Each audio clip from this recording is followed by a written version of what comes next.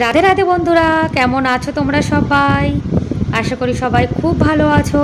আমরাও কিন্তু ভগবানের কৃপায় ভালোই আছি। আমার নতুন আরও একটি ব্লগে তোমাদের সবাইকে জানাই অনেক ভালোবাসা, অনেক স্বাগত। প্লিজ বন্ধুরা, আজকের ভিডিওটি স্কিপ না করে পুরো ফুল ভিডিওটি দেখার অনুরোধ রইল। আশা করি তোমাদের আজকের ভিডিওটি ভালো লাগবে।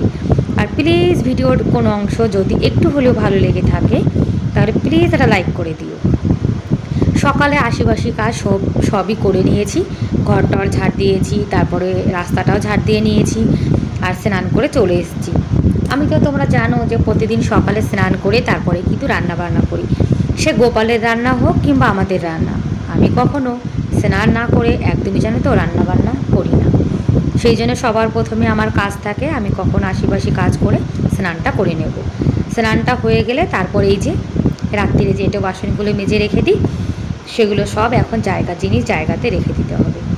আর যাদের বাচ্চারা স্কুলে যায় সেই সব মায়েদের রাত্রেবেলায় কিছু কাজ গুছিয়ে রাখলে দেখবে সকালে কাজবাজও অনেক তাড়াতাড়ি হয়ে যায়, আর কাজে একটা এনার্জিও চলে আসে। আমার জানো তো ওই সকালে উঠে এঁটো বাসন একদমই মাজতে ইচ্ছা করে না। সেই জন্য রাত্রেবেলায় যত রাতই হোক না কেন আমি এঁটো বাসন সবসময় মেজে তারপরে রান্নাঘরটা ভালো করে পরিষ্কার করে তারপরে রাতের রান্নাঘরের কাজটা শেষ করি। ওই এঁটো বাসন রান্নাঘরে রাখতে জানো তো আমার একদমই ভালো লাগে না। আজকে আবার ছেলের স্কুল নেই, যার জন্যে আজকে জানো তো কাজটা একটু ধীরে সুস্থে করছি। যখন ছেলের স্কুল থাকে তখন আমাকে অনেক তাড়াহুড়ো করে সংসারের কাজ করে আবার রান্না করে টিফিন বানিয়ে ছেলেকে স্কুলে পাঠাতে হয়, তারপরে আবার গোপাল সেবা দিতে হয়। আর ছেলের যেদিন স্কুল না থাকে সেদিন একটু ধীরে সুস্থে কাজ করতে পারি জানো তো।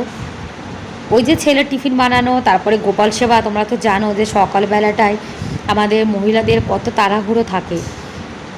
আর যাদের বাড়িতে গোপাল আছে তারা তো জানো যে মানে নিজে খাই কিংবা না খাই গোপাল সোনাকে কিন্তু আগে সেবা দিতে হয়।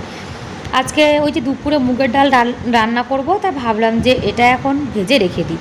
ডালটা এখন ভেজে রেখে দেবো, কিন্তু এখন রান্না করব না। এখন ওই বেগুন ভাজা করব আর রুটি করব। বেগুন ভাজা দিয়ে রুটি খেতে জানো তো ভালোই লাগে। আর ভাতের সঙ্গে কিন্তু অনেক রকমের তরকারি লাগে, রুটির সঙ্গে একটুখানি তরকারি হলে হয়ে যায়।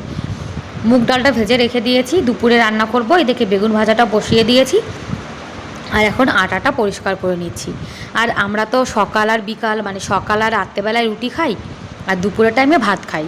তা আমরা এখন বুঝে গেছি যে রুটির সঙ্গে বেশি তরকারি লাগে না, ওই ভাতের সঙ্গে 2-3 রকমের সবজি না হলে জানো তো একদমই খাওয়া যায় না। আর আমাদের এখানে যে রাজস্থানীরা আছে এরা তো কখনো দুধ দিয়ে রুটি খেয়ে নেয়, কেউ কেউ আবার ওই যে লাল লঙ্কার চাটনি, তারপরে এমনি দই দিয়েও রুটি খেয়ে নেয়। এদের সবজি না হলেও চলে। কোনো কোনো বাড়িতে জানো তো একদমই সবজি রান্না করে না, শুধু ওই দই রুটি এগুলো খেয়ে ওরা কাটিয়ে দেয়। আর এই যে এখন রুটিগুলো বানিয়ে নেব।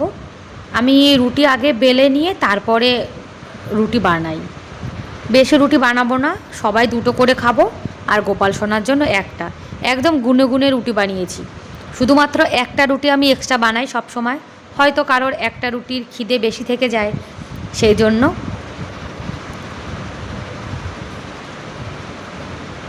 সকালে জানো তো একদমই ভাত খেতে ইচ্ছা করে না। আর আগে যখন প্রথম প্রথম আমি মানে বিয়ের পরে রুটি বানাতাম, রুটিগুলো একদম গোল হতো না, আর রুটিগুলো ফুলতোও না। তখন লোকে রুটি বানানো দেখে ভাবতাম সবাই কী সুন্দর রুটি বানায়, আর আমি একটুও বানাতে পারি না। তারপরে এই যে 15 বছর ধরে সংসার করতে করতে মানে রান্নাবান্না করতে করতে জানো তো সব কিছুই শিখে গেছি। এখন আমি আটাও ভালো করে মাখাতে পারি, রুটিও গোল হয় আর রুটি ফোলে। আর আমরা মেয়েরা চাইলে কিন্তু সব কাজই করতে পারি, শুধুমাত্র মনের ইচ্ছাটা দরকার। মনে যদি ইচ্ছা থাকে তাহলে কিন্তু আমরা জানো তো সব কাজই করতে পারবো। আর বন্ধুরা, তোমরা এখনও পর্যন্ত যারা ভিডিওটি দেখছো, তোমাদের আজকের ভিডিওটি কেমন লাগলো কমেন্ট করে অবশ্যই জানিও। যদি ভিডিওর কোনো অংশ একটু হলেও ভালো লেগে থাকে তাহলে প্লিজ এটা লাইক করে দিও। আর আমার চ্যানেলে তোমরা আজকে যারা নতুন আর ভিডিওটি দেখছো, তোমাদের যদি এরকম ভিডিও দেখতে ভালো লাগে তাহলে কিন্তু তোমরা চাইলে আমার এই ছোট্ট চ্যানেলটিকে সাবস্ক্রাইব করে আমার এই ছোট্ট পরিবারের পাশে থেকে যেতে পারো। আর এই কাজটি যারা অলরেডি করে দিয়েছো তাদেরকে অসংখ্য ধন্যবাদ। রুটি বানানো হয়ে গেছে, যে গরুর ঘি আনা হয়েছিল সেটাই এখন রুটিতে লাগিয়ে দিলাম, আর বেগুন ভাজা দিয়ে আমার ছোট্ট গোপাল সোনাকে সেবা দিয়ে দেব। গোপাল সোনাকে সেবা দিতে পারলে তারপরে আমার জানো তো মানে টেনশন ফ্রি হয়ে যায়, মনে হয় যেন অনেকটা কাজ ফ্রি হয়ে গেছি। তারপরে 1 কাপ চা বানিয়ে আমি এখন চা খেয়ে নিলাম। আর ওই যে আরেকজন দেখো স্নান করে এসছে, স্নান করে এসে শুয়ে শুয়ে ফোন দেখছে। ওকে বললাম তুই রুটি খেয়ে নে, তা বলছে যে না আমি একটু পরে খাবো। তা ভাবলাম যে আজকে বেড কভারটা চেঞ্জ করি, 4-5 দিন হয়ে গেছে বেড কভারটা পাল্টানো হয় না। আর জানো তো যাদের বাড়িতে ছোট বাচ্চা আছে তাদের কিন্তু বেড কভার ওই সপ্তাহে 2 দিন করে পাল্টানো লাগে, কেননা বাচ্চারা এখানে বসে পড়াশুনো করে, তারপরে কিছু ছোটো মোটো খাবার এখানে বসেই খায়, যার জন্য বেড কভারটা নোংরা হয়ে যায়। আর এই যে বেড কভারটা দেখছো, এটাই বেড কভারটা জানো তো আমি অনলাইন থেকে অর্ডার দিয়েছিলাম। এরকম একটা বেড কভারের আমার অনেক দিন থেকে একটা ইচ্ছা ছিল কেনার। বেড কভারটা জানো তো পুরো একদম সুতির, আর কালারটাও খুব ভালো, মানে যেরকম আমি ফোনে দেখেছিলাম, মানে অনলাইনে অর্ডার করার সময় একদম সেম টু সেম সেরকমই দিয়েছে। ভালোই বড় আছে বেড কভারটা, আর বালিশের কভারগুলো তো আরও বড়। আমার বালিশগুলো তো ওই কভারের কাছে একদম ছোট হয়ে গেছে। কভারটা মানে লাগানোর পরে জানো তো মানে কতটা ঢিলা ঢিলা থাকে, তা ভাবলাম যে একদিন একটু কভারগুলো সেলাই করে ছোট করে নেব, তাহলে দেখতে ভালো লাগবে। আর যতক্ষণ পর্যন্ত ঘরটা গোছাতে না পারি আমার জানো তো একদমই ভালো লাগে না। মানে ঘরটা গোছানো হয়ে গেলে মনে একটা আলাদাই শান্তি শান্তি ভাব লাগে। সেই জন্য গোপাল সেবা দিয়ে তারপরে চলে এসেছি ঘরটা গুছিয়ে নিতে। মানে গোপাল সেবা দেওয়ার পরে সবার আগে আমার একটাই কাজ থাকে, সেটা হলো ঘর গোছানো। এই দুটো হয়ে গেলে ব্যাস, তারপরে ধীরে সুস্থে আমি অন্য কাজ করতে পারি। আমার জানো তো এলোমেলো ঘর বাড়ি একদমই ভালো লাগে না। আর একটা জিনিস তোমরা দেখবে, বেশি পরিষ্কার পরিচ্ছন্ন থাকতে গেলে কষ্ট একটু বেশি করতে হয়। আর যদি পরিষ্কার পরিচ্ছন্ন না থাকি তাহলে কিন্তু কোনোই কাজে নেই, শুধু খাও আর ঘুমাও।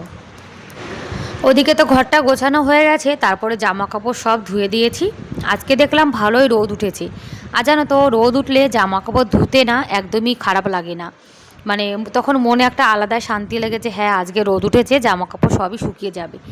তা না হলে যখন ওই মেঘলা থাকে জামা কাপড় শুকাতে চায় না, তখন জানো তো জামা কাপড় ধুতেও ইচ্ছা করে না। ভাবি জামা কাপড় ধুয়ে যদি রেখে দিই তারপরে কোথায় শুকাবো, ওই একটা ঝামেলা। কদিন তো ভালোই বৃষ্টি হয়েছে, এখন আবার ভালোই রোদ উঠেছে কদিন ধরে। আর যেই রোদ উঠেছে সেই আবার গরম পড়া শুরু হয়ে গেছে। ঠিক আছে বন্ধুরা, তাহলে আজকের মতো এ পর্যন্তই, দেখা হবে পরের ভিডিওতে। Bye bye.